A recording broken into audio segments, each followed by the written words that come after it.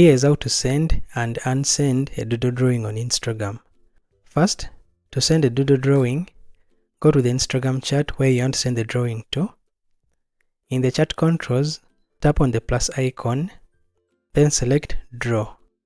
From there, you can pick your brush type and also choose the color that you want to use for your drawing, and then you can go ahead and make your drawing. After that, you click send. Now, to delete a doodle you sent, tap and hold or long press on the doodle drawing. Now, if you want to hide it from the chat without deleting it for the other person, select hide.